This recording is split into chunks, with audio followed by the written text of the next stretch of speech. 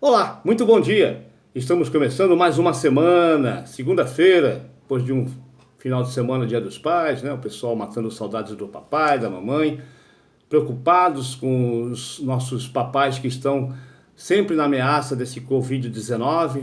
A pandemia que não passa, a vacina vem chegando, parece que está sendo anunciado, os russos, chineses, os ingleses, né? O Brasil acompanhando também, poderia estar pesquisando mais avançadamente, quem sabe até descobrir uma vacina, mas infelizmente, por enquanto, não tem vacina. E os números são preocupantes. Aqui no Brasil, mais de 100 mil mortos por Covid-19. É uma tristeza. Use a máscara, gel, evite multidões para não ser pego de surpresa. Tá bom, gente? E o assunto hoje, olha, mais uma vez, é dando um puxão de orelha naqueles que se acham acima da lei, acima de qualquer bem e do mal. Pois é, pois é. A gente cria o filho dizendo que, olha aqui, ó, a luz, né? A luz da justiça. A luz da justiça é fundamental. Ninguém está acima da lei. Ninguém. A lei é para todos. Será? Será que no Brasil, um país que se diz democrático e sério, é sério que a justiça é para todos? Vamos refletir? Vamos? Olha só, olha o que aconteceu esta semana passada.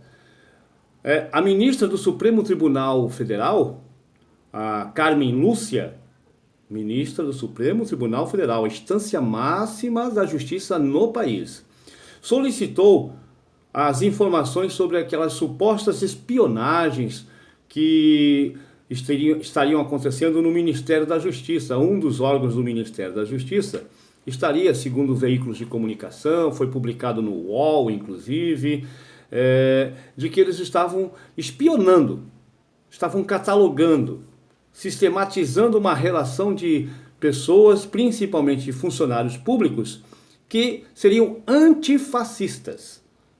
Estavam relacionando professores, policiais, médicos, enfim, funcionários públicos que se dizem que estavam se declarando antifascistas. Ou seja, para eles, para o Ministério da Justiça, essas pessoas eram perigosas, eram comunistas, eram inimigos do governo. Ou seja, quem é antifascismo, quem é antifascista, é antigoverno. Porque o governo, pelo que eu estou percebendo, pelo que se fica claro disso aqui, se coloca como fascista. Que ele quer fazer uma relação de quem é antifascista, com nomes, onde mora, onde trabalha, telefone, o que faz. Como o antigo regime militar, o SNI, Sistema Nacional de Informações Sigiloso, que era para perseguir os pseudos comunistas, que eram ameaça à pátria. Voltamos àquele tempo de chumbo. Estamos voltando com esse governo que aí está. Por quê? O que é pior, quando a justiça pede então esclarecimento, a ministra Carmen Lúcia vem e fala, peraí, quero saber mais detalhes, vamos lá, relacione, traga pra gente, eu quero estudar isso aí, quero saber o que está acontecendo. O que responde o ministro da Justiça, André Mendonça, colocado lá pelo Bolsonaro, Jair Bolsonaro? O que ele responde? Que não pode dar essas informações, são sigilosos, são informações que podem comprometer a segurança nacional, que não vai. A resposta foi essa.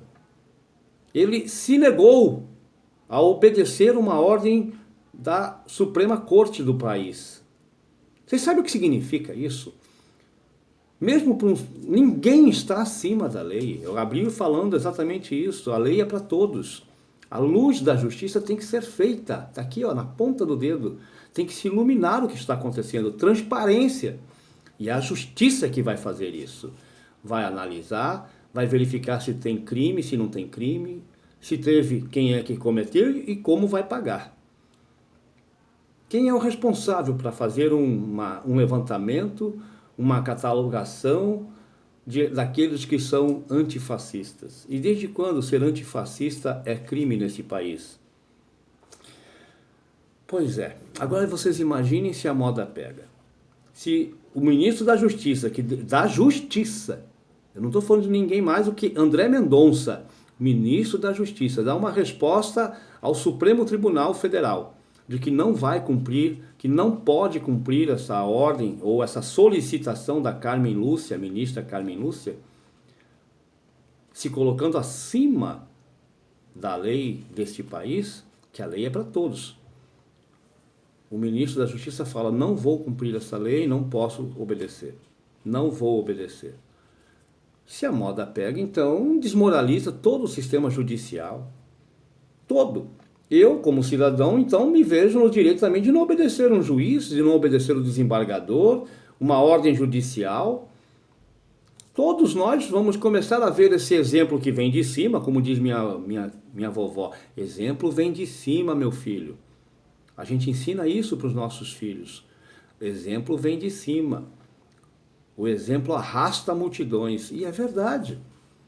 Então, se o governo, na figura do ministro da Justiça, o André Mendonça, se nega a cumprir uma ordem ou uma determinação, ou até mesmo uma solicitação do Supremo Tribunal Federal, que deveria ser respeitada como se é num país democrático, como que se tem que ser mesmo nas instituições, respeitando as instituições, então acabou. Acabou, quebra o sistema nesse país.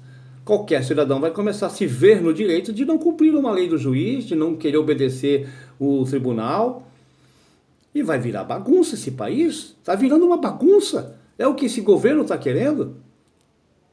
O Jair Bolsonaro, como presidente, deveria chegar para o André Mendonça, não, cumpra o que a ministra está solicitando, entregue para ela. Ela é uma autoridade institucional. Então a gente tem que rever essas questões. Tá? O Brasil está caminhando por uma trilha muito perigosa, um caminho muito perigoso da desordem, da desobediência e do desprogresso. Desordem e desprogresso. É o que está acontecendo. Não tem ordem e progresso, como diz a nossa faixa na bandeira brasileira. Ordem e progresso, não. Está tendo desordem e desprogresso.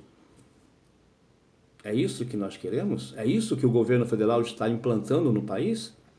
Ministros que não obedecem ao Supremo, presidentes que ameaçam invadir o Supremo e destituir os ministros da Justiça. Eu não sei onde nós vamos parar, sinceramente. Né? Não sei. Eu não sei o que está acontecendo e o povo parece adormecido. Está na hora de acordar, antes que seja tarde demais. Antes que seja tarde demais. E aí, ó, a luz da justiça não vai valer de nada. Pensem nisso. Vamos refletir. É só para refletir nessa segunda-feira. Para a gente acordar, abrir os olhos e ver que perigo podem acontecer e prejudicar ainda mais esse país que está tão depauperado.